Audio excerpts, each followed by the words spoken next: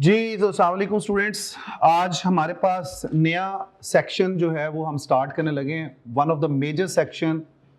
और इसके बारे में मैं आपको पहले बता चुका हूँ कि हमारे पास सीआर का 20 मार्क्स का जो क्वेश्चन है वो इन्वेस्टमेंट अप्रेजल से पूछा जाता है।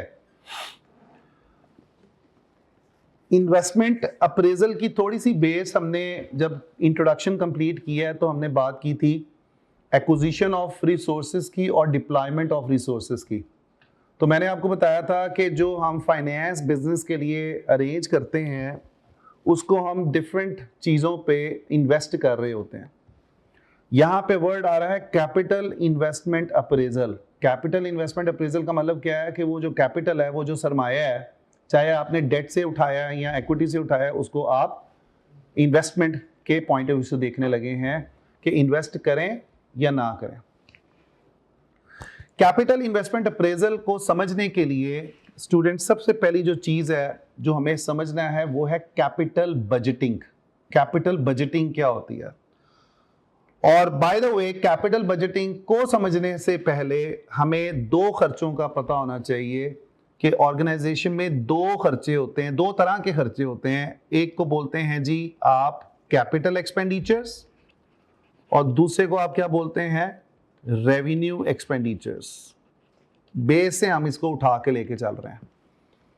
कैपिटल एक्सपेंडिचर्स वो खर्चे होते हैं जो वन ऑफ द मेजर खर्चे होते हैं बिजनेस के लिए।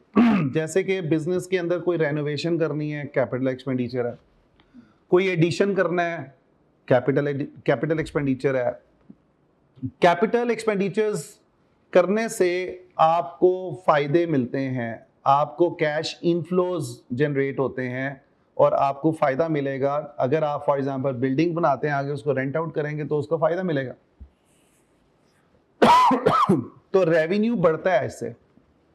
रेवेन्यू एक्सपेंडिचर वो खर्चे होते हैं जो आपके रूटीन के खर्चे होते हैं, मेंटेनेंस का खर्चा। एक्सपेंडिचर वो खर्चे जो आपके रेवेन्यू को मेंटेन कर रहे होते हैं, इंक्रीज नहीं कर रहे होते हैं। सो दोस comes under the revenue expenditures। अब जब हम आते हैं कैपिटल बजटिंग के अंदर तो हम ये कहते हैं कि यार ये जो कैपिटल एक्सपेंडिचर्स है ना जो हमने करने हैं, उन कैपिटल एक्सपेंडिचर्स को करने से पहले हमें बजट बनाना पड़ेगा, हमें बजटिंग की एक्सरसाइज करनी पड़ेगी। वो जो बजटिंग एक्सरसाइज आप कर रहे हो, एज्यूमिंग कि आप एक घर की कंस्ट्रक्शन करवाने जा रहे हैं, बड़ा खर्चा है, उसके लिए आप क्या करेंगे? बजटिंग करेंगे कि यार कितना खर्चा मेरा ईंटों पे होगा, सरिये पे होगा, रेत पे होगा, लेबर पे होगा, इसी के अलावा प्लम्बरिंग पे होगा, इलेक्ट्रिफिकेशन पे होगा। तो वो कैपिटल एक्सपेंडिचर के लिए जो आप करने जा रहे हैं उससे पहले आप क्या कर रहे हैं? बजट बना रहे हैं। उस बजटिंग की एक्सरसाइज को हम क्या बोल रहे हैं? कैपिटल बजटिंग बोल रहे हैं। कैपिटल बजटिंग की डिफरेंट स्टेजेस होती हैं। पहला वो कहता है कि जी it is the process of identifying. आप आइडेंटिफाई करते हैं, उसके बाद आप एनालाइज करते हैं और उसके बाद आप सिलेक्ट करते हैं डिफरेंट इन्वेस्टमेंट प्रोजेक्ट्स को। फॉर एग्जाम्पल कंपनी कहती है कि यार मैंने अपनी प्रोडक्शन, अपना बिजनेस को ग्रो करना है। उस ग्रोथ को अचीव करने के लिए मुझे एक नया प्लांट लगाने की जरूरत है। अब मैं उस प्लांट को लगाने के लिए बजट बनाता हूं कि यार अच्छा बाय द वे मेरा ऑब्जेक्टिव क्या है कि मैंने अपनी प्रोडक्शन को बढ़ाना है। तो मैं कहता हूं कि यार मैं कैसे कैसे बढ़ा सकता हूं। फॉर एग्जांपल मैं एक नई फैक्ट्री सेटअप कर लूं या मैं एग्जिस्टिंग फैक्ट्री में प्लांट नए लगा लूं। तो वो मैं क्या करूंगा? अपने ऑब्जेक्टिव के मुताबिक ये देखूंगा कि मैं कौन कौन से प्रोजेक्ट्स में इन्वेस्टमेंट कर सकता हूं, मेरे पास सामने मेरे कौन कौन सी इन्वेस्टमेंट अपॉर्चुनिटीज हैं। Then I will analyse it. Capital budgeting में मैं ये भी इवैल्यूएट करूंगा कि क्या ये फिजिबल होगा या नहीं होगा, क्या वो पॉसिबल होगा in terms of cost and benefits या नहीं होगा, एनालाइज करूंगा। इस स्टेज को हम क्या बोलते हैं? इन्वेस्टमेंट अप्रेजल बोलते हैं। अप्रेज करेंगे डिफरेंट इन्वेस्टमेंट अपॉर्चुनिटीज को कि प्लांट लगाना फीजिबल है या फैक्ट्री लगाना फिजिबल है, या किसी और तरीके से हम अपने बिजनेस को एक्सपैंड कर सकते हैं। तीसरे नंबर पे हम वो जो इन्वेस्टमेंट अपॉर्चुनिटीज जो हमारे लिए प्रॉफिटेबल होंगी, जो हमारे लिए वैल्यू ऐड करेंगी या हमारे लिए फायदा लेकर आएंगी, हम उन इन्वेस्टमेंट अपॉर्चुनिटीज को कर लेंगे। That is selecting. वो कहता है कि capital budgeting is the process of identifying, analysing and selecting investment projects whose returns are expected to extend beyond 1 year। अब आप एक प्रोजेक्ट लगा रहे हैं, उसका फायदा 1 साल के लिए मिलेगा जी भाई, 1 साल के लिए मिलेगा, 1 साल से ज्यादा अरसे के लिए मिलेगा, ज्यादा अरसे के लिए मिलेगा। आपने प्लांट लगाया, प्लांट लगाने से प्रोडक्शन होगी, प्रोडक्शन होने से सेल्स होंगी, सेल्स होकर रेवेन्यू आएगा, 1 साल के लिए तो नहीं आएगा, कई सालों के लिए आएगा। तो लिहाजा कैपिटल बजट आप रेवेन्यू एक्सपेंडिचर्स के लिए बना रहे हो, यहां पे हम कैपिटल एक्सपेंडिचर के बना रहे हो, और कैपिटल इन्वेस्टमेंट्स के प्रोजेक्ट्स को हम यहां पे प्रोजेक्ट का नाम दे रहे हैं या इन्वेस्टमेंट अपॉर्चुनिटीज का नाम दे रहे हैं। बात समझ आती है? It includes authorised future projects and the projects currently under consideration. वो कहता है जब आप कैपिटल बजटिंग करते हो तो या आप फ्यूचर के प्रोजेक्ट्स को देखोगे जो आप अंडरटेक करने जा रहे हैं, या एग्जिस्टिंग कोई प्रोजेक्ट्स चल रहे हैं उसके लिए भी आप क्या करेंगे, कैपिटल इन्वेस्टमेंट अप्रेजल कर रहे होंगे या कैपिटल बजटिंग कर रहे होंगे। फॉर एग्जांपल कंपनी का ऑलरेडी एक प्रोजेक्ट चल रहा है कंस्ट्रक्शन का, कंपनी ऑलरेडी एक फैक्ट्री को सेटअप कर रही है, अंडरगोइंग है, ऑनगोइंग है, तो आप उस अंडरगोइंग प्रोजेक्ट के लिए भी कैपिटल बजटिंग कर रहे होंगे। और यह भी हो सकता है कि आप नए प्रोजेक्ट के लिए कैपिटल बजटिंग कर रहे हो। यहां तक कोई बात? तो कैपिटल बजटिंग के अंदर हम क्या करते हैं, डिफरेंट इन्वेस्टमेंट अपॉर्चुनिटीज को आइडेंटिफाई करते हैं, उसको एवेल्युएट करते हैं on the basis of cost and benefits. उसके बाद हम ये देखते हैं कि हमारे लिए कौन सी इन्वेस्टमेंट अपॉर्चुनिटी बेहतर है, और उसके बाद हम उस इन्वेस्टमेंट अपॉर्चुनिटी में पैसा अपना लगा लेते हैं। यहां पे ये नहीं होता कि आप पहले ही इन्वेस्टमेंट कर दें, first you evaluate, you select and then you start with that project. ये प्रोजेक्ट्स, ये इन्वेस्टमेंट्स आपको जो रिटर्न ऑफर करेंगी, ये जो फायदा देंगी, ये इनफ्लो देंगी, वो 1 साल के अरसे के लिए नहीं होगा। ये प्रोजेक्ट्स, ये इन्वेस्टमेंट्स आपको लंबे अरसे के लिए फायदा दे रही होंगी, और उन फायदे को और उनकी कॉस्ट को भी आपको वैल्यूएट करना पड़ेगा कि कौन कौन सी कॉस्ट लगेंगी, कौन कौन से बेनिफिट्स होंगे, इनफ्लो क्या होगा, आउटफ्लो क्या होगा, कौन सी चीज रेलिवेंट होगी, कौन सी चीज रेलिवेंट नहीं होगी। ये सारी चीजें हम कहां पे देख रहे हैं, कैपिटल बजटिंग में देख रहे हैं। ठीक है बच्चों, नेक्स्ट मूव करते हैं जी। अब यहां पे जो कैपिटल बजट्स हैं या कैपिटल एक्सपेंडिचर है, उसको हम नाम देंगे प्रोजेक्ट का। प्रोजेक्ट क्या है, इन्वेस्टमेंट अपॉर्चुनिटी है। प्रोजेक्ट क्या है कि जहां पे आप खर्चा करने जा रहे हैं। अब आपको क्वेश्चन के अंदर वो डिफरेंट इन्वेस्टमेंट्स के बारे में बता रहा होगा, जिसमें से फॉर एग्जांपल वो ये कहता है कि the company is going to launch a new product, company is going to add new product in their product lines, in their portfolio। आप एक नई प्रोडक्ट का इजाफा करने जा रहे हैं प्रोडक्ट के अंदर। अब एक प्रोडक्ट आपने स्टार्ट करनी है, उसके लिए कैपिटल एक्सपेंडिचर नहीं होगा, आपको फैक्ट्री सेटअप करनी पड़ेगी, आपको लोग रखने पड़ेंगे, उसके अलावा और बहुत मेजर खर्चे करने पड़ेंगे।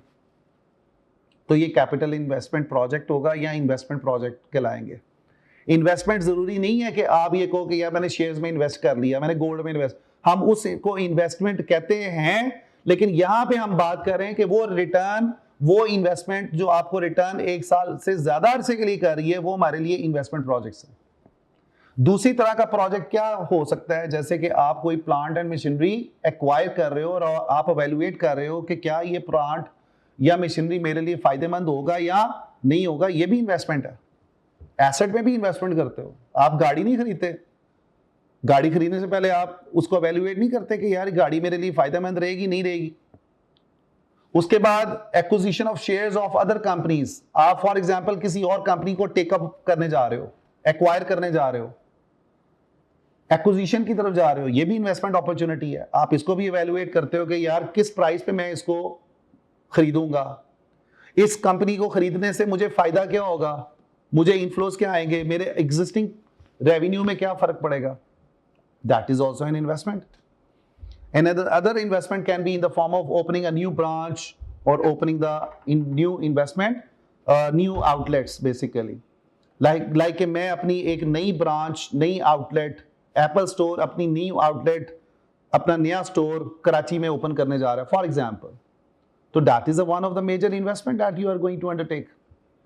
तो ये हम कह रहे हैं कि यार डिफरेंट इन्वेस्टमेंट अपॉर्चुनिटीज होती हैं हमारे सामने. इसके अलावा और भी हो सकती हैं, जो ही नहीं कि यही है, और भी हो सकती हैं. जैसे हम मर्जर्स को भी देख सकते हैं, हम किसी और प्रोजेक्ट्स को भी प्रोजेक्ट कह सकते हैं, लेकिन हर प्रोजेक्ट नहीं कहलाया जा सकता अनलेस एंड अनटिल कि उसका इनफ्लो या आउटफ्लो उसको ज्यादा अरसे के लिए मिल रहा हो. बात समझ आ रही है? नेक्स्ट मूव करते हैं जी. कैपिटल बजटिंग की स्टेजेस क्या होती हैं? स्टूडेंट, कैपिटल बजटिंग में सबसे पहले आप डिफरेंट इन्वेस्टमेंट अपॉर्चुनिटीज ढूंढते हैं. मेरा बिजनेस का ऑब्जेक्टिव है कि मैंने अपने बिजनेस को ग्रो करना है. That is my main objective. I want to grow my business. कल हमने कॉर्पोरेट, परसों बात की थी कॉर्पोरेट ऑब्जेक्टिव्स की. कॉर्पोरेट ऑब्जेक्टिव्स क्या होते हैं कि I want to increase my ROI, I want to grow my business, I want to increase my customer satisfaction. Either I can be improving the quality of the product. I can have multiple corporate objectives, and to fulfill corporate objectives, to achieve corporate objectives, I need to take decisions regarding कि यार कौन सी investment करूंगा जिससे मेरे वो objectives achieve हो जाएंगे. मैंने अपने बिजनेस को एक्सपैंड करना है, ग्रो करना है, मैं कौन सा इन्वेस्टमेंट करूं तो वो ग्रो करेगा. मैंने अपने कस्टमर की सेटिस्फैक्शन को इंप्रूव करना है, उसके लिए भी कहीं ना कहीं मुझे इन्वेस्टमेंट की जरूरत है. ठीक है? तो आप सबसे पहले अपने सामने देखोगे कि यार मेरा मकसद क्या है, उस मकसद को मैं कैसे अचीव कर सकता हूं. I will have different investment opportunities. मेरे सामने डिफरेंट इन्वेस्टमेंट अपॉर्चुनिटीज आएंगी कि यार मैंने बिजनेस को ग्रो करना है, तो मैं ये काम कर सकता हूं, ये प्रोजेक्ट में पैसा लगाऊं तो मैं ग्रो कर लूंगा. उसके बाद हम उन इन्वेस्टमेंट अपॉर्चुनिटीज की फिजिबिलिटी बनाते हैं. इसको बोलते हैं स्क्रीनिंग इन्वेस्टमेंट प्रपोजल्स. फिजिबिलिटी तैयार की जाती है. आपके सामने प्रोजेक्ट आता है कि यार ये देखो, फैक्ट्री लगाने से हमारा बिजनेस ग्रो कर सकता है. हमारा ग्रोथ का एक ऑब्जेक्टिव है. हम ये भी कर सकते हैं किसी और बिजनेस को एक्वायर कर लें तो हमारा बिजनेस जल्दी ग्रो कर लेगा. लेट्स सपोज कि I want to grow in China market.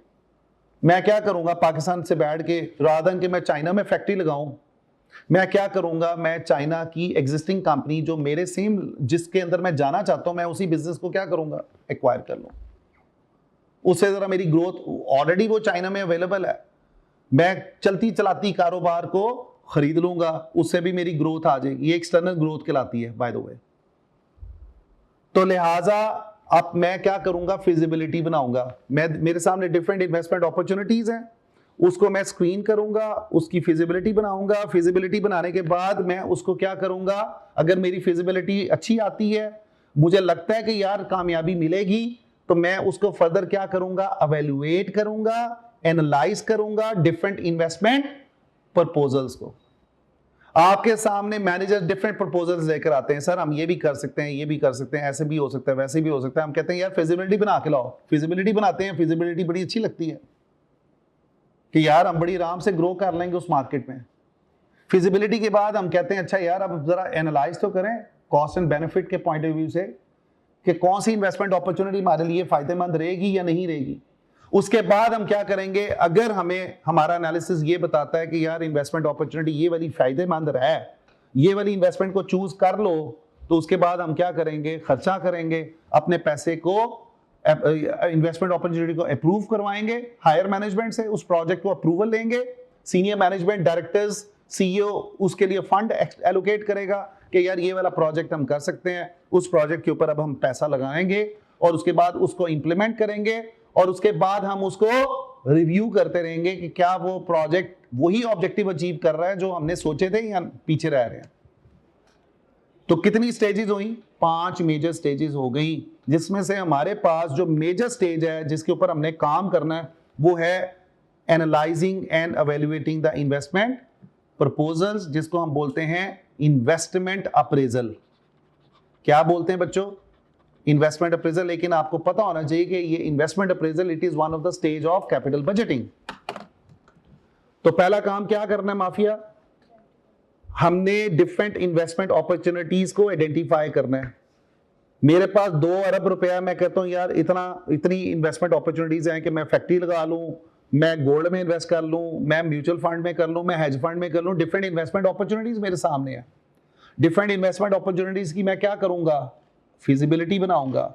Feasibility बनाने के बाद मैं उसको फर्दर एनालाइज करूंगा मैथमेटिकली, मैं उसको एनालाइज करूंगा on the basis of cost and benefits. Then I will evaluate, I will approve, I will get an approval for that investment opportunity। मैं कहता हूं नहीं यार कंस्ट्रक्शन का कारोबार बेहतर है, कंस्ट्रक्शन में पैसा लगा लिया जाए। उसको अप्रूवल लेता हूं सीनियर मैनेजमेंट से, डायरेक्टर्स ने फंड्स देने हैं, हायर मैनेजमेंट ने फंड्स देने हैं, वो मुझे पैसा देंगे, वो कैपिटल देंगे, वो पैसा अप्रूव करवा के, फंड अप्रूवल करवा के उसके बाद मैं अपने प्रोजेक्ट को स्टार्ट कर दूंगा, इंप्लीमेंट करूंगा। इंप्लीमेंट करने के बाद, इंप्लीमेंट मीन्स के what I have planned, I will actually start doing the project and then after that I will monitor it on time to time basis, I will review it. इसको बोलते हैं post completion audit. इसके लिए हम word क्या use करते हैं, post completion audit. Post completion audit से मुराद क्या है कि जब एक प्रोजेक्ट कंप्लीट हो जाता है, हम उसको देखते हैं कि क्या हमने सोचा था, क्या अचीव किया, क्या हमारे टारगेट से उस प्रोजेक्ट को लेके, क्या हमारे कॉर्पोरेट ऑब्जेक्टिव मीट हुए कि नहीं हुए।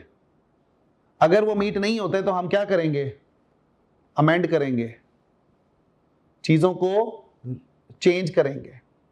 हमने एक प्रोजेक्ट शुरू किया, हम लैग कर रहे हैं टाइम के अंदर, हमारे फंड्स खत्म हो जाते हैं, हम कहते हैं यार ये प्रोजेक्ट फेल इस वजह से हुआ था। ये पोस्ट कंप्लीशन ऑडिट हमें आंसर दे रही है कि यार हमने जो प्रोजेक्ट कंप्लीट किया, क्या टाइमली कंप्लीट किया था या कंप्लीट हुए बगैर ही रह गया। ये लास्ट स्टेज होती है जिसको बोलते हैं पोस्ट कंप्लीशन ऑडिट। तो एमसीक्यूज में वो आपको ये कह सकता है कि यार कैपिटल बजटिंग की स्टेजेस को जरा बताओ कि यार पहली कौन सी स्टेज है, दूसरे नंबर पे, तीसरे रैंक करके बता दो। ये एमसीक्यूज में पूछ सकता है आपको, ठीक है। नेक्स्ट है जी हमारे पास अप्रेजल की बात चूंकि हो रही है, तो हम आते हैं इन्वेस्टमेंट अप्रेजल टेक्निक्स के ऊपर। इन्वेस्टमेंट अप्रेजल टेक्निक्स क्या हैं? ये बेसिकली एनालिसिस है, ये एवेलुएटिंग द प्रोजेक्ट्स है कि हम अपने प्रोजेक्ट को कैसे एवेलुएट करेंगे। वो कौन सी टेक्निक्स हैं, मैंने यहाँ पे क्लब किया है कि एक बेसिक टेक्निक्स हैं जिसमें आपका पे बैक पीरियड आ जाता है, दूसरे नंबर पे अकाउंटिंग रेट ऑफ रिटर्न आ जाता है। इनको हम क्या बोलते हैं, non discounted cash flow technique, non discounted cash flow techniques. दूसरे नंबर पे डिस्काउंटेड कैश फ्लो टेक्निक्स हैं। अच्छा, non discounted cash flow techniques वो हैं जो टाइम वैल्यू ऑफ मनी पे बेस नहीं करती। टाइम वैल्यू ऑफ मनी का कॉन्सेप्ट क्या कहता है कि what is the value today will not be the same in the future. Time value of money, आज पैसे की जो वैल्यू वो कल को नहीं होती ड्यू टू इन्फ्लेशन, इंटरेस्ट वगैरह वगैरह। ऐसी टेक्निक्स जो टीवीएम कॉन्सेप्ट पे बेस करेंगी उसको हम क्या बोलेंगे, एडवांस टेक्निक्स या डिस्काउंटेड कैश फ्लो टेक्निक्स, जिसके अंदर एनपीवी आ जाती है, नेट प्रेजेंट वैल्यू, जिसके अंदर आईआरआर आ जाता है, जिसके अंदर डिस्काउंटेड पे बैक पीरियड आ जाता है। यहां तक बात क्लियर होगी। तो हम तीसरी स्टेज की बात करें, अगर हम वापस जाएं कैपिटल बजटिंग के अंदर, तो वहां पे हमने analysing and evaluating the investment opportunities की बात की थी। तो हम यहाँ पे इस चीज के ऊपर फोकस ज्यादा कर रहे हैं। अब हम आते हैं जी पे बैक पीरियड क्या होता है। पे बैक पीरियड पहली टेक्निक है, ये सिंपल पे बैक पीरियड की हम बात कर रहे हैं।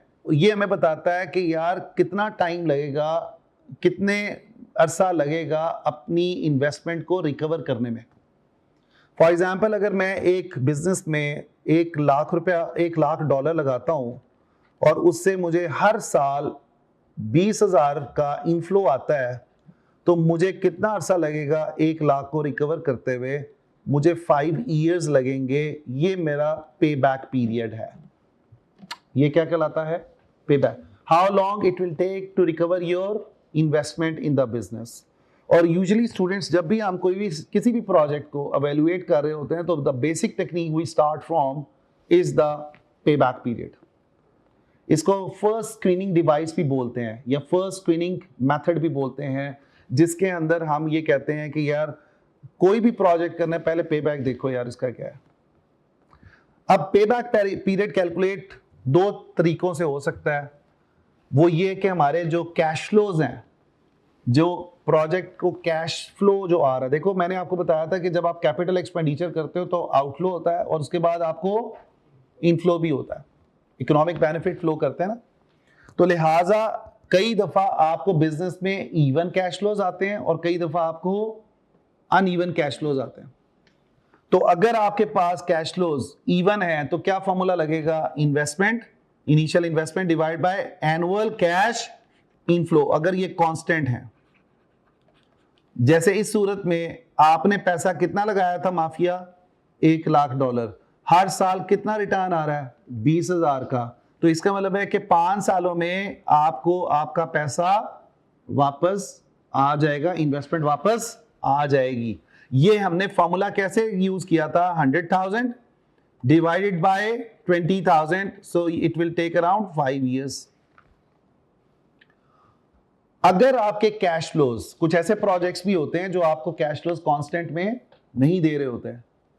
फॉर एग्जांपल ईयर 1 में आपके पास प्रोजेक्ट में पैसा लगाया था, ईयर 1 में आपके पास इनफ्लो आता है 20,000 का, ईयर 2 में आपको इनफ्लो आ जाता है 30,000 का, ईयर 3 में इनफ्लो आता है 10,000 का, ईयर 4 में आपको इनफ्लो आता है फॉर एग्जांपल लाइक के 30,000 का, ईयर 5 में आपको इनफ्लो आ जाता है फॉर एग्जांपल 60,000 का।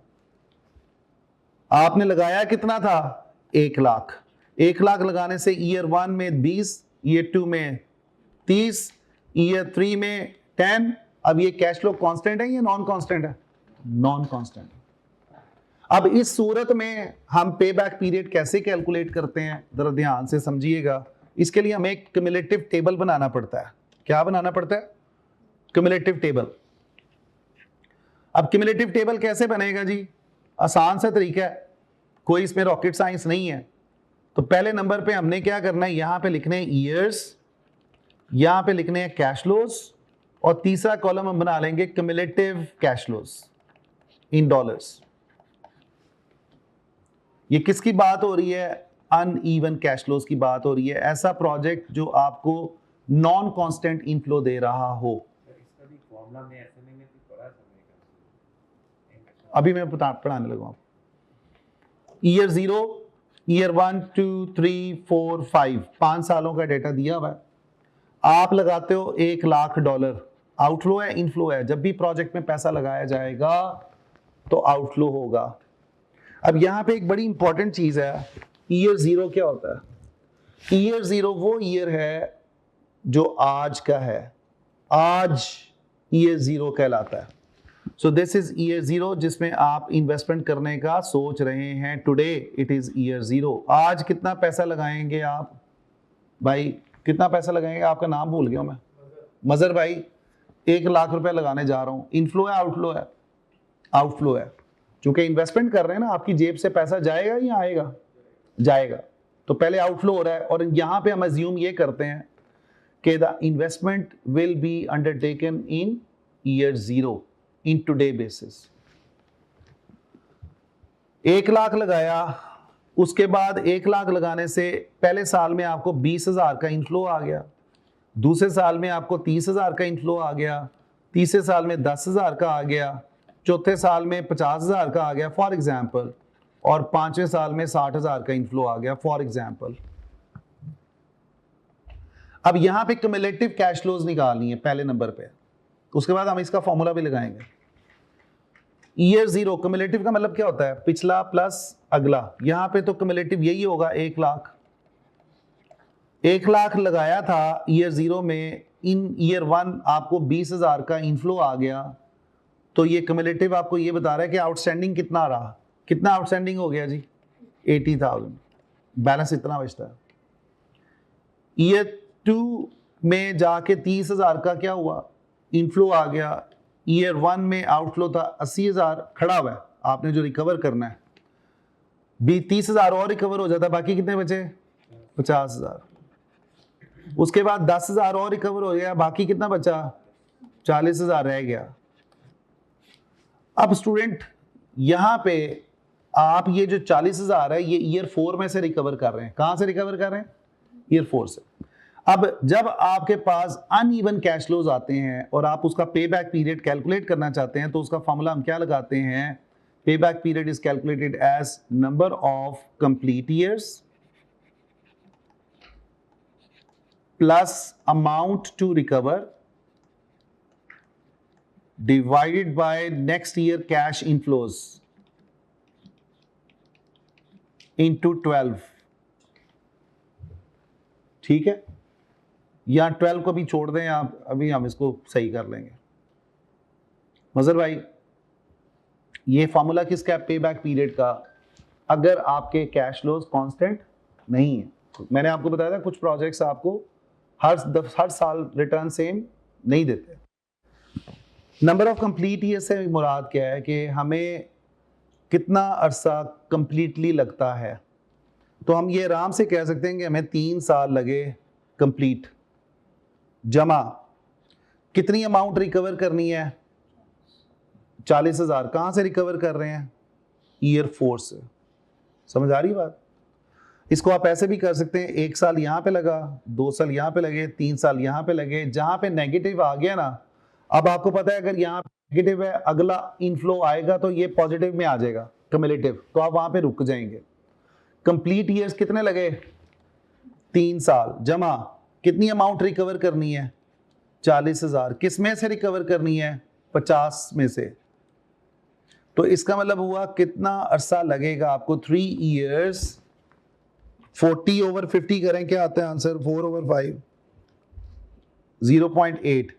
सो 3.8 ईयर्स लगेंगे आपको अपनी इन्वेस्टमेंट 1 लाख रिकवर करने में, अगर आपके पास इस तरह के इनफ्लोज आ रहे हो। मजर भाई, नहीं समझ आई? नहीं समझ आई?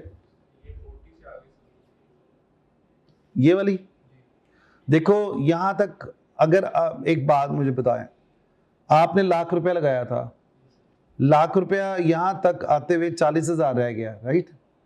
ऐसे ही है। कितने साल के एंड पे रहा? 30 साल के एंड पे रहा। अब देखो, ये आप कुछ पैसे पूरे के पूरे नहीं रिकवर कर रहे अगले साल में से, आप रिकवर कर रहे हो कुछ फ्रैक्शन में। तो ये जो 40,000 आउटफ्लो है, अगर आप फर्दर रिकवर कर लेंगे तो यहां पे इनफ्लो कितना आ जाएगा? 10,000 का। तो पे बैक पीरियड ये कहता है कि जब ये पैसे रिकवर हो जाएंगे वो हमारा पे बैक पीरियड कहलाएगा। यहां तक बात क्लियर होगी? अब ये जो पहले 3 साल लगे हैं यहां तक आते हुए, 1 2 3 साल तो ये लग गए। यहां से भी हमें पता चल जाएगा, ये देखें ये 3 साल आ रहे हैं, और ये जो 40,000 है ये 3 साल के बाद आ रहे हैं। 40,000 ये कौन से साल से आप रिकवर कर रहे हैं? चौथे साल से। तो आप क्या करेंगे? 40/50। इसका मतलब है कितना और टाइम लगा आपको? 0.8। तो 3 इन दोनों को ऐड करें तो 3.8 ईयर्स लगे। किस चीज को? 1 लाख को रिकवर करते हुए। इसको हम बोलते हैं pay back period, but for uneven cash flows. अच्छा, अगर आपको पेपर में ये कहता है कि यार मुझे कंप्लीटली बताओ कि कितना ईयर्स और मंथ्स लगे, जरा ध्यान देना। वो कहता है मुझे बताओ कितने साल और मंथ लगे, तो हम क्या करेंगे? 3 ईयर्स तो ईयर्स थे, ये 40/50 को हम क्या करेंगे? 12 से मल्टीप्लाई कर लेंगे। तो ये जो 0.8 है ना, ईयर्स में कितने मंथ्स बन जाए? मंथ्स कितने बन जाएंगे बताएं मुझे। अब हम इसको ऐसे लिखेंगे, 3 ईयर्स एंड प्लस की जगह कॉमा लगा के कितने मंथ्स बनते हैं? 40/50 इंटू 12 कितने बनते हैं जी मंथ्स? 9.6। तो हम ये कह सकते हैं 3 ईयर्स एंड 10 मंथ्स ऑलमोस्ट लगेंगे मेरी इन्वेस्टमेंट को रिकवर करते हुए। अगर वो कहता है नहीं यार मुझे पूरे महीनों में बताओ कितने लगेंगे, मजर भाई 3.8 ईयर्स थे, इसको मैं क्या करूंगा? 12 से मल्टीप्लाई कर लूंगा तो मुझे पूरा पता चल जाएगा कि महीनों में कितना लगा। ईयर्स को 12 से मल्टीप्लाई करोगे तो मंथ्स में निकल आएगा। वो कहता है नहीं यार मुझे ईयर्स में भी बताओ और मंथ्स में भी बताओ। तो ये जो 0.8 की फ्रैक्शन थी ना, उसको 12 से मल्टीप्लाई करेंगे तो ये 3 ईयर्स और 10 मंथ्स बन जाएगा। वो कहता है नहीं यार मुझे होल मंथ्स में बताओ, तो कैसे करेंगे? 3.8 इंटू 12 कर लें, कितने बनते हैं जी मंथ्स? 46 मंथ्स बनते हैं ऑलमोस्ट। वो कहता है यार मुझे डेज में बताओ, क्या करेंगे? 3.8 इंटू 360 वर्किंग डेज लेते हैं, 360 से 360 इंटू 3.8 जी 1368 डेज। 3 डिफरेंट तरीकों से आप पे बैक पीरियड कैलकुलेट कर सकते हैं, इन द सेंस ऑफ के डेज और मंथ्स वगैरह वगैरह, सिंपल पे बैक पीरियड। तो ये हमने अपना जो डिस्कशन किया है based on what we have learned actually in the paper MA, तो उसकी बेस पे ही हमने यहाँ पे बैक पीरियड को कैलकुलेट किया। तो क्रक्स ये निकला कि पे बैक पीरियड, सिंपल पे बैक पीरियड को 2 तरीकों से कैलकुलेट किया जा सकता है। एक तो आप इवन कैश फ्लोज के लिए यूज कर सकते हैं, कैलकुलेट कर सकते हैं। दूसरा आप अनइवन कैश फ्लोज के लिए, जिसमें नॉन कांस्टेंट कैश फ्लोज होंगी, आप उसके लिए भी कैलकुलेट कर सकते हैं by using this formula. Formula इधर मुझे ना दोबारा से इसको एस्केप करना पड़ेगा डिस्कार्ड करके जी। Number of complete years plus amount to recover, कि कितनी अमाउंट आपने रिकवर करनी है, divided by next year cash inflows, इसलिए कि आपने वो जो आउटस्टैंडिंग अमाउंट है वो अगले साल से रिकवर करनी है, तो अगले साल की इनफ्लो लेंगे। ठीक है बच्चों, अब पेपर में ना इसके फायदे नुकसान पूछ लेता है, और एक और भी चीज का ख्याल करना है कि पेपर में वो आपको डेटा दे देगा और आपको कहेगा कि यार नाउ यू डिसाइड कि which method you will use based on the data provided to you. वहां पे अब आपने खुद सोचना है कि यार एनपीवी का लगेगा, पे बैक पीरियड लगेगा, या आईआरआर लगेगा। आगे चल के हम बात करेंगे इसकी, क्या पे बैक पीरियड सिंपल लगेगा, डिस्काउंटेड लगेगा, कौन सा लगेगा। तो वो आपको ये नहीं कहता कि यार पे बैक, वो तो एमए का लेवल बन गया ना, फिर वो आपको कहे यार पे बैक पीरियड निकाल दो जी। यहाँ पे वो आपसे अप्लाई करवा रहा है, वो कह रहा है कि यार आपके सामने डेटा है, ये कैश फ्लोज दी हुई है, you decide which method you are going to use with. ठीक है बच्चों, चलें आगे। उसके बाद आती है जी बारी इसकी रूल्स की, कि हम कैसे डिसाइड करेंगे कि इन्वेस्टमेंट करनी चाहिए या नहीं करनी चाहिए, प्रोजेक्ट में पैसा लगाना चाहिए या नहीं लगाना चाहिए। तो पहला रूल है, उसको हम बोलते हैं कंपैरिजन रूल। कंपैरिजन रूल के अंदर हम क्या करते हैं स्टूडेंट्स, कि हम वो पे बैक पीरियड चूज करते हैं जो अर्ली वाला होता है। देखो जितनी जल्दी हमारी इन्वेस्टमेंट रिकवर हो जाएगी उतनी बेहतर है ना हमारे लिए बात। एक प्रोजेक्ट है वो आपको देता है जी, ए प्रोजेक्ट है फॉर एग्जांपल, ए प्रोजेक्ट आपको, यहां पे मैं पेन यूज करता हूं, ए प्रोजेक्ट है वो आपको पे बैक पीरियड दे रहा है 5 इयर्स का, बी प्रोजेक्ट है वो आपको 4 साल का पे बैक पीरियड दे रहा है। आप मुझे बताएं कि कंपैरिजन करते हैं तो आपको क्या पता चलता है? आपको पता चलता है यार बी के अंदर पैसा लगा लो, चूंकि हमारे पैसे जल्दी रिकवर हो जाएंगे, so early is the better. ठीक है जी। फिजिबिलिटी रूल, फिजिबिलिटी रूल ये कहता है कि यार आप पे बैक पीरियड को एक टारगेट के साथ कंपेयर करोगे। आप अपने लिए एक टारगेट सेट कर लेते हो कि यार अगर इतना पे बैक पीरियड होगा तो हम इन्वेस्ट करेंगे, अगर नहीं होगा तो हम इन्वेस्ट नहीं करेंगे। ये फिजिबिलिटी रूल है, आप टारगेट सेट कर लेते हैं। फॉर एग्जाम्पल मैं कहता हूं कि हर वो प्रोजेक्ट जो टारगेट 5 इयर्स को पूरा करेगा, 5 साल या 5 साल से कम अरसे के लिए होगा, हम उसको चूज करेंगे, और जो 5 साल से ज्यादा अरसा का होगा वो हम प्रोजेक्ट चूज नहीं करेंगे। इस रूल को हम यहां पे नाम दे रहे हैं फिजिबिलिटी रूल। तो यहां पे मैं ये कहता हूं कि दोनों ही प्रोजेक्ट हम चूज करेंगे 5 साल या 5 साल के अरसे के थोड़ा अरसा, यानी कि ए भी चूज होगा और बी भी चूज होगा। 5 साल से ज्यादा अरसे का प्रोजेक्ट चूज नहीं करेंगे। ठीक है बच्चों, अब हम आते हैं एक एग्जाम्पल करते हैं।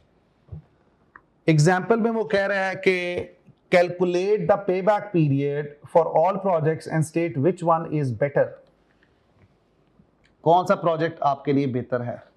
3 प्रोजेक्ट्स दिए हुए हैं, ध्यान से जरा करना है अब इसको। प्रोजेक्ट ए है, प्रोजेक्ट बी है और प्रोजेक्ट सी है।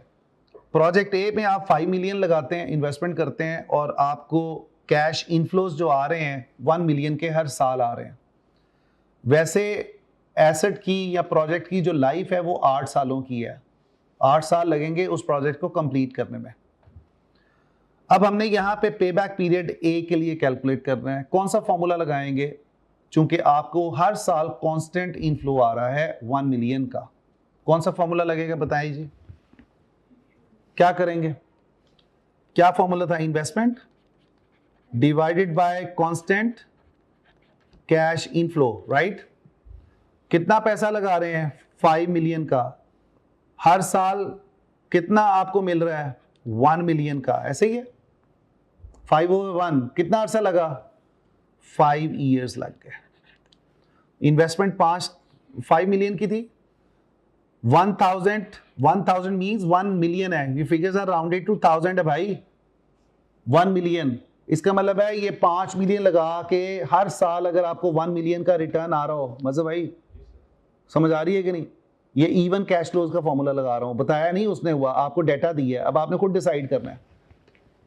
5 ईयर्स लगेंगे किसको? इन्वेस्टमेंट को रिकवर करने में। बी प्रोजेक्ट की तरफ आ जाए। बी प्रोजेक्ट जो है उसमें हम 2 मिलियन लगाते हैं और उससे हमें प्रॉफिट हो रहा है पहले साल में 2 लाख का, दूसरे साल में 4 लाख का, तीसरे साल में 2 लाख का, फिर 1 लाख का, फिर 50,000 का। अब यहां पे एक चीज नोट करें कि आपको ये जो प्रोजेक्ट बी है इसका प्रॉफिट दिया हुआ है, कैश फ्लोज नहीं दिए हुए।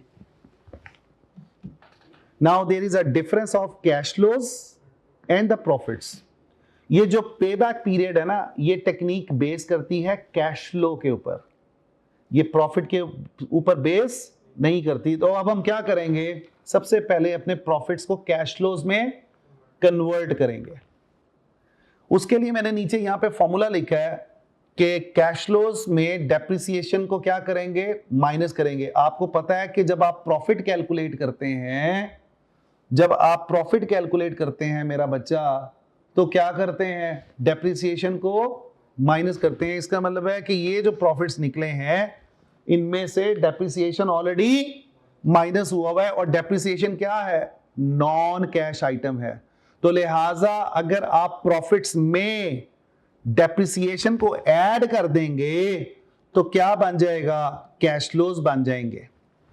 तो हमें प्रोजेक्ट बी के लिए क्या करना पड़ेगा खुजैमा? डेप्रिसिएशन को ऐड बैक करना पड़ेगा। यहां पे वो आपको डेप्रिसिएशन का मेथड नहीं बता रहा, तो आप क्या करेंगे? स्ट्रेट लाइन मेथड यूज कर लेंगे सिंपली। तो सबसे पहले निकालें ना जरा डेप्रिसिएशन कितना बनता है। डेप्रिसिएशन का फॉर्मूला क्या लगाएंगे? इनिशियल इन्वेस्टमेंट 2 मिलियन, कितने सालों के लिए है प्रोजेक्ट हमारा? 5 सालों के लिए है, तो 4 लाख हर साल का डेप्रिसिएशन बनेगा स्ट्रेट लाइन मेथड में विद 0 स्क्रैप वैल्यू। नोटेड? अब ये जो प्रॉफिट मुझे दिए हुए इसमें तो डेप्रिसिएशन माइनस हुआ है।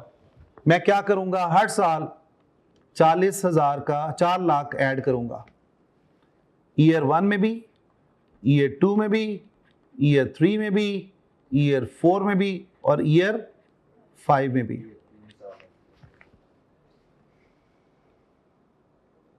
समझ आई बात?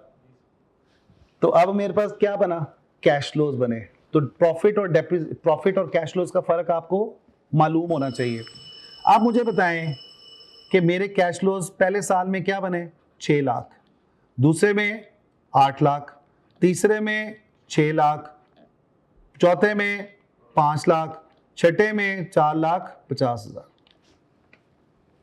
इसकी जरा तस्वीर 1 मिनट के लिए कोई ले ले और मुझे आपने भी डेटा बताना है ताकि मैं उसको सॉल्व कर लूं। इसका कम्युलेटिव भी तो निकालना ना हमने, कम्युलेटिव भी निकाला ना, टेबल बनाना पड़ेगा चूंकि कांस्टेंट कैश फ्लोज नहीं है। अब इस तरह भी पता चला, लेकिन बेहतर है कि आप टेबल बना के उसको सॉल्व कर लें।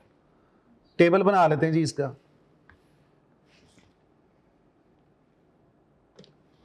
अब मैं अगर टेबल बनाता हूं तो मुझे बताएं जी, ईयर 0 में इन्वेस्टमेंट कितनी थी? 2 मिलियन थी। ईयर 0 में कैश फ्लोज यहां पे लिखेंगे 2 मिलियन। आउटफ्लो है, ईयर 1 में क्या था? इनफ्लो मैंने जो निकाला था 66।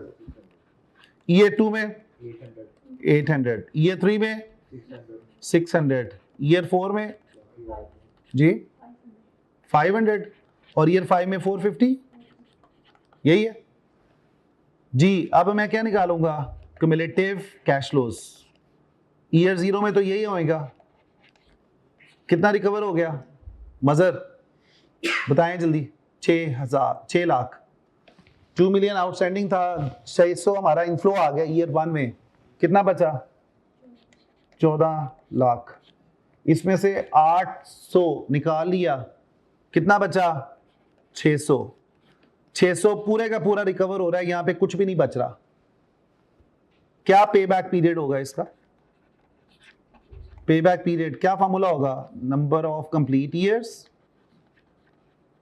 Plus amount to recover divided by next year cash flows, यही है। अब नंबर ऑफ कंप्लीट ईयर्स तो हमारे यही लग रहे हैं, 1 2 3, पूरे 3 सालों में हमारे पूरे पैसे रिकवर हो रहे हैं, आगे कुछ भी नहीं है, 0 है। नोट किया कि नहीं, कोई प्रॉब्लम जी। तो प्रोजेक्ट बी का, ए का तो 5 इयर्स का पे बैक पीरियड बनता है, बी का 3 इयर्स का हमने पे बैक पीरियड कैलकुलेट किया। अब आते हैं जी प्रोजेक्ट सी के ऊपर। प्रोजेक्ट सी में क्या कह रहा है, वो कह रहा है कि 4 मिलियन लगा रहे हो, डेटा आपको किसका दिया हुआ है बच्चों, डेटा आपको इनफ्लो का ही दिया हुआ है, कैश फ्लोज दिए हुए हैं, आपको कन्वर्ट करने की जरूरत नहीं है। आप यहीं पे इसके क्युमुलेटिव भी बना सकते हो, बना लो जरा क्युमुलेटिव कैश फ्लोज निकालो। ईयर 1 के बाद कितने क्युमुलेटिव रहेंगे, 4 मिलियन में से 800 निकल गए, कितने रह गए 3200, राइट। उसके बाद 2 मिलियन, उसके बाद 1 मिलियन। अब यहां पे आप स्टॉप करेंगे, चूंकि ये 1 मिलियन कहां से रिकवर हो रहा है, ईयर 4 से। तो इसका मतलब है नंबर ऑफ कंप्लीट ईयर्स कितने हो गए 3 इयर्स। अमाउंट कितनी रिकवर करनी है, 1 आउट ऑफ 2 इंटू 12। तो क्या आंसर आएगा 3 इयर्स एंड 6 मंथ्स या 3.5 इयर्स, 3.5 इयर्स। नोट किया, चलो आगे। अब मुझे बताएं कौन सा प्रोजेक्ट आप चूज करेंगे इन तीनों में से, जी कौन सा प्रोजेक्ट चूज करेंगे, बी करेंगे जिसका सबसे कम होगा, 3 इयर्स वाला प्रोजेक्ट चूज करेंगे। अब एक चीज का ख्याल करना यह है कि इन तीनों प्रोजेक्ट्स की सेम इन्वेस्टमेंट नहीं है, ऐसे ही है। तो हमें यहां पे फिजिबिलिटी वाला क्राइटेरिया यूज करना पड़ेगा कि हम टारगेट सेट करेंगे कि हमारा जो प्रोजेक्ट टारगेट पे पूरा उतरेगा तो हम उसको चूज कर लेंगे, ठीक है जी। अब आगे आते हैं जी, बड़ा इंपॉर्टेंट चीज है, पेपर एफएम के अंदर बच्चे गलती क्या करते हैं, जब ये पे बैक पीरियड कैलकुलेट कर रहे होते हैं तो पहली गलती का चांस ये होता है कि हम प्रॉफिट्स की बेस पे अपने पे बैक पीरियड को कैलकुलेट करना शुरू कर देते हैं इंस्टेड ऑफ कैश फ्लोज। अभी हमने प्रोजेक्ट बी के लिए जो कैलकुलेशन परफॉर्म की थी, फर्स्ट ऑफ ऑल हमने उसको कन्वर्ट किया था, तो हमने कैलकुलेशन की थी। तो आपने अकाउंटिंग प्रॉफिट के ऊपर बेस करके कैलकुलेशंस परफॉर्म नहीं करनी। दूसरे नंबर पे आप गलत कन्वर्जन कर देते हो, फॉर्मूला गलत लगा देते हो। You must understand the difference between the cash flows and the profits. जहां पे आपने प्रॉफिट में डेप्रिसिएशन को ऐड करना था, आप प्रॉफिट में से डेप्रिसिएशन को फिर माइनस कर देते हो, 2 दफा गलती कर देते, 2 दफा आप डेप्रिसिएशन को माइनस कर देते हो। तो ये गलतियों को आपने अवॉइड करना है, ये एफएम की टेक्निक है। तीसरे नंबर पे calculations of months when pay back period is not in whole years. आपको कह रहा है होल ईयर्स में बताओ, आप उसको मंथ्स में बता रहे हो, ठीक है। तो लिहाजा इन गलतियों से आपने बचना है। आगे चलते हैं जी, पे बैक पीरियड के फायदे और नुकसानात की बात करते हैं। देखो पेपर में जब आपने अपने एग्जामिनर को कोई मेथड सजेस्ट करना है, वो आपको डेटा दे देता है, वो कहता है सजेस्ट करो कि कौन सा मेथड मैं यूज करूं या मुझे यूज करना चाहिए। तो हर मेथड के आपको फायदे और नुकसानात का पता होना चाहिए। समझ आ रही है कि नहीं बात। तो you need to memorise these advantages and disadvantages, और उसको आपने प्रैक्टिकलिटी के साथ आंसर करना है कि यार इसको जाऊंगा तो ये क्यों यूज करूंगा, ये करूंगा तो क्यों करूंगा, जस्टिफाई करना है। ये नहीं कि हम कहेंगे यार पे बैक पीरियड यूज कर लो, नहीं, you have to justify it. पहला फायदा क्या है पे बैक पीरियड का? It is easy to calculate and understand. दुनिया में बहुत कॉमनली पे बैक पीरियड यूज किया जाता है, even though managers, even though they are not the finance managers or they are not accounting managers, but they understand about what and how it is calculated as. Second benefit is that we are using cash flows, and the cash flows are basically the relevant thing for the shareholders. Shareholders don't rely onto the profits because the profits can be manipulated. हमने बात की थी कि profitability versus share holder wealth maximisation, याद है कि नहीं?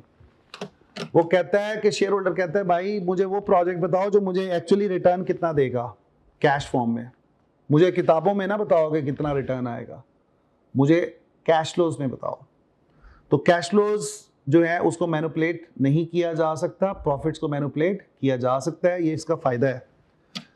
Suitable for organisations with limited cash, ये बड़ा जरूरी चीज है यार। देखो वो प्रोजेक्ट्स, वो कंपनीज इसको चूज कर रहे होंगे पे बैक पीरियड को जिनको लिक्विडिटी प्रॉब्लम होगा। ऑब्वियसली यार आप यही तो देख रहे हो ना कि यार जल्दी से जल्दी पैसे आ जाएं।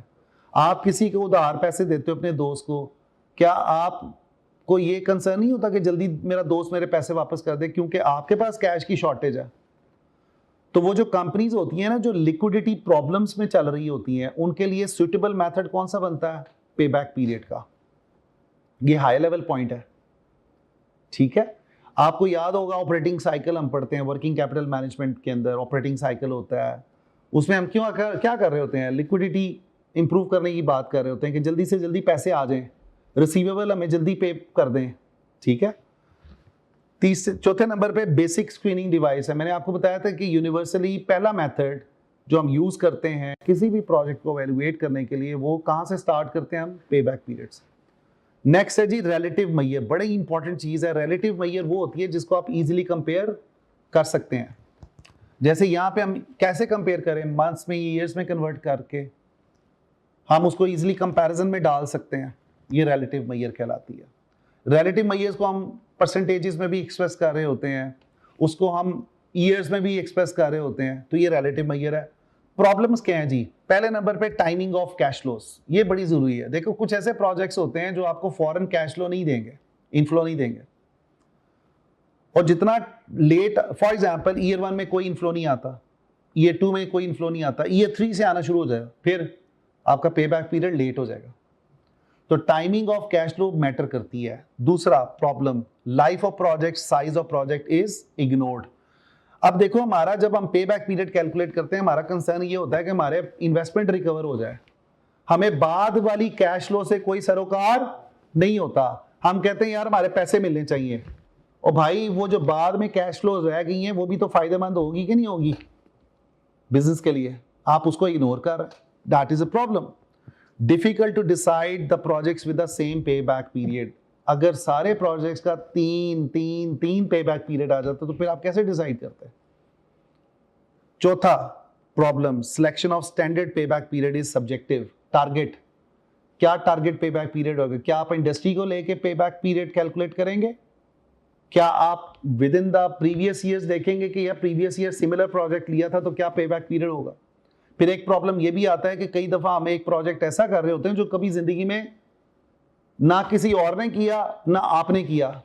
अब उसका टारगेट कैसे सेट करोगे? उसका डिसाइड करना टारगेट मुश्किल होगा।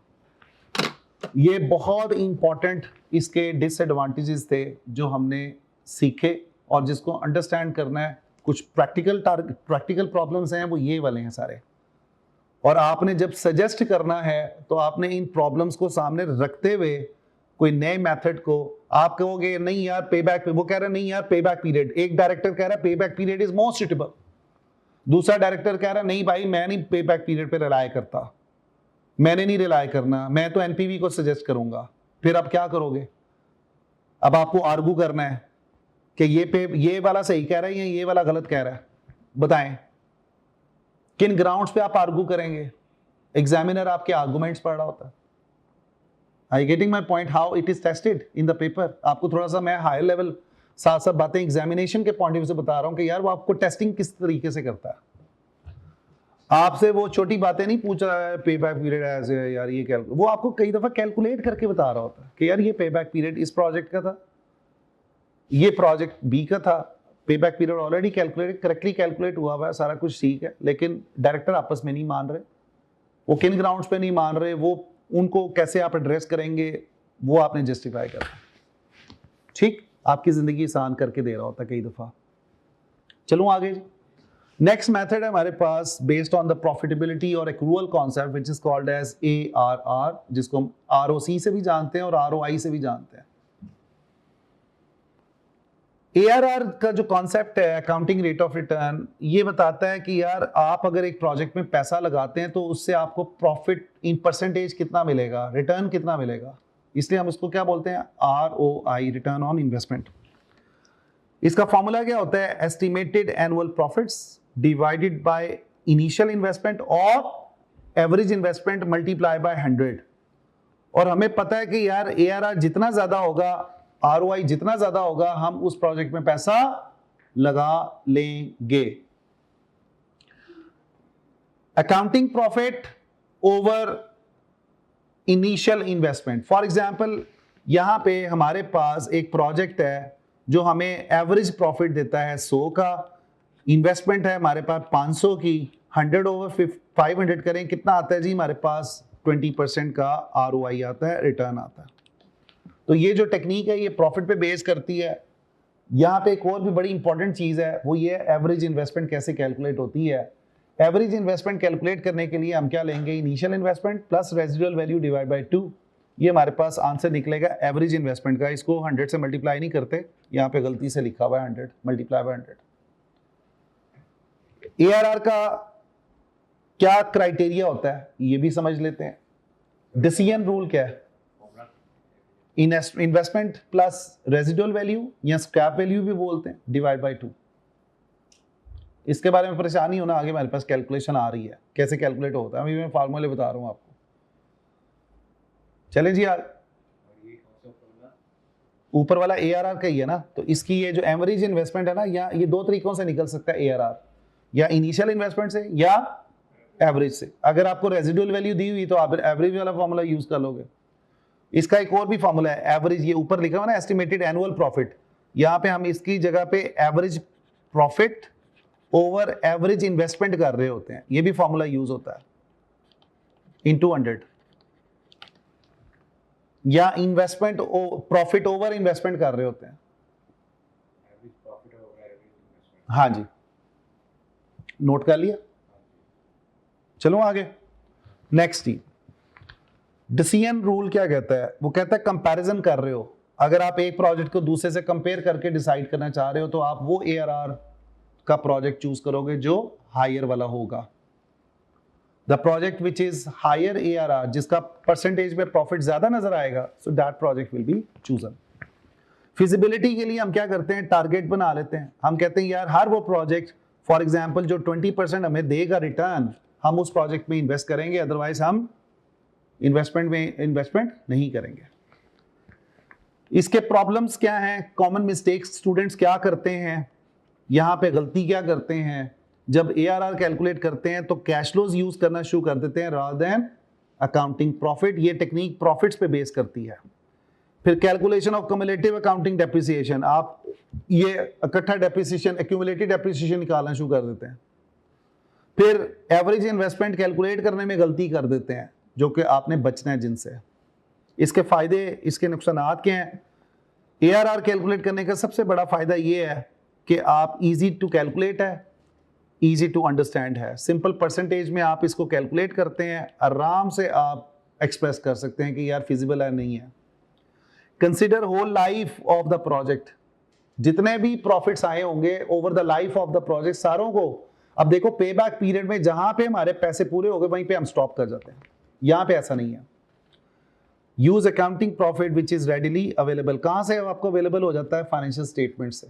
फाइनेंशियल स्टेटमेंट पे बेस करते हुए आप रिलाई करते कैलकुलेट कर लेंगे। अब आपको कुछ क्वेश्चन में वो फाइनेंशियल स्टेटमेंट की भी डिपिक्शन दे सकता है, छोटी सी इनकम स्टेटमेंट दे सकता है, छोटा सा बैलेंस शीट दे सकता है, और कहता है यार ARR निकालो। प्रॉब्लम्स क्या हैं? Accounting profit can be manipulated. सबसे बड़ा मसला ये है कि एक्रूअल बेसिस पे हम यूज कर रहे होते हैं, इसको मैनिपुलेट किया जा सकता है। Time value of money is ignored, it is an absolute increase in the wealth is ignored. यानी कि ये जो ARR है ना, ये हमें शेयर होल्डर वेल्थ मैक्सिमाइजेशन के बारे में नहीं बताता, चूंकि उनको पता है शेयर होल्डर्स को कि यार प्रॉफिट्स जो हैं मैनिपुलेटेड हो सकते हैं। और आखिरी जो प्रॉब्लम है, it is a relative major and not an absolute. तो एब्सोल्यूट वो होती है जो डॉलर में एक्सप्रेस की जाती है, तो लिहाजा हमें डॉलर में फायदा का पता नहीं चल रहा, हमें तो परसेंटेज में पता चल रहा है। ठीक है स्टूडेंट्स, तो हमने आज 2 मेजर टेक्निक्स जो बेसिक टेक्निक्स हैं उनको कवर किया है। अब हम छोटी छोटी एग्जांपल्स मैंने आपके लिए कुछ कंपाइल की हैं ताकि आपको थोड़ा सा रिफ्रेश किया जाए पीछे से हमने जो पढ़ा हुआ है उसमें से। तो यहाँ पे आपके लिए कुछ एग्जांपल्स हैं, वो मैं आपको भेज दूंगा इंशाअल्लाह ताला। उसमें प्रैक्टिस क्वेश्चंस हैं जी कुछ हमारे पास। कैपिटल बजटिंग की प्रैक्टिस है जी।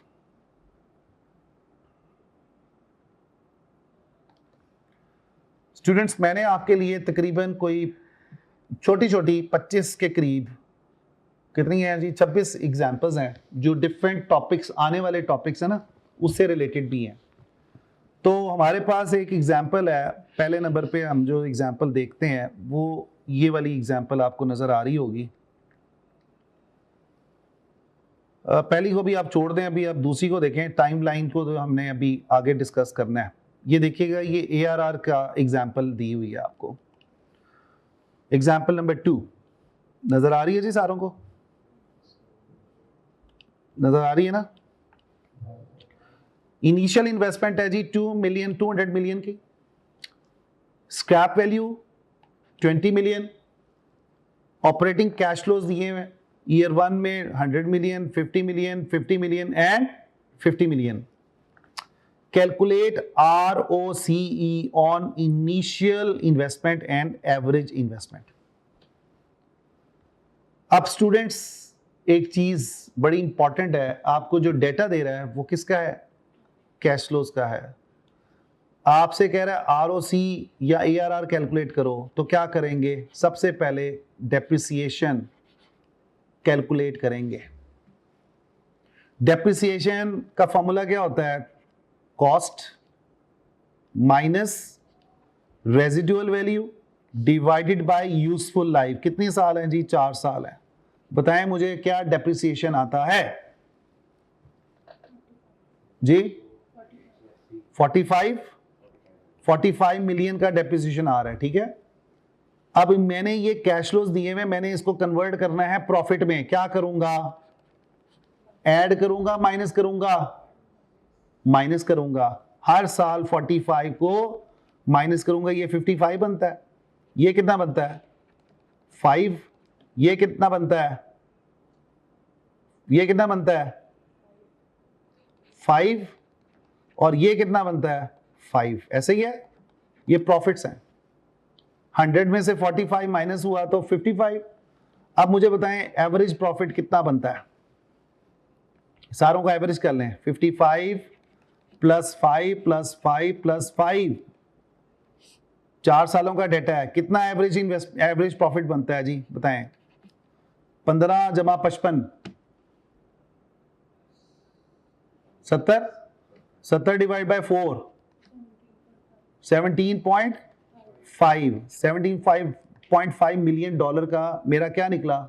Average profit. अब 2 तरीके हैं, average profit over initial investment. एक तो ये फॉर्मूला है, तो उसके मुताबिक 17.5 डिवाइडेड बाय इनिशियल इन्वेस्टमेंट कितनी थी? 200 मिलियन की इन 200 करें, कितना आता है आंसर? 17.5 डिवाइड बाय 200,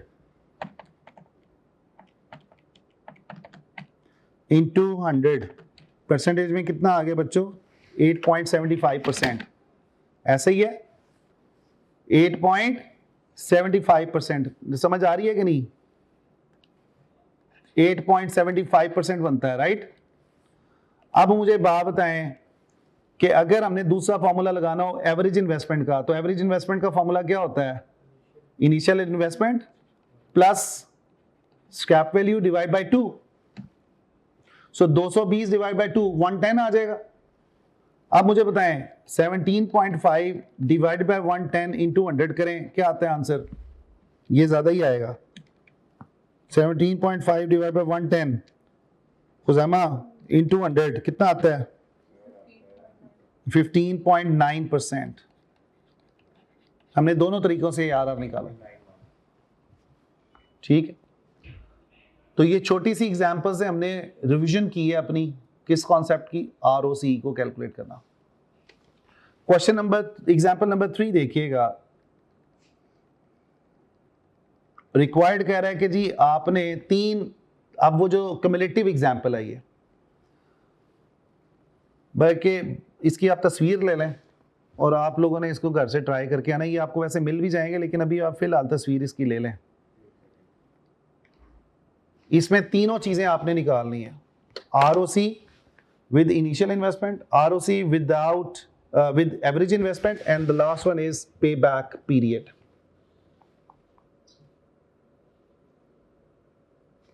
ठीक है, तो ये भी आपने ट्राई करनी है। उसके बाद एग्जाम्पल नंबर 4 देखते हैं।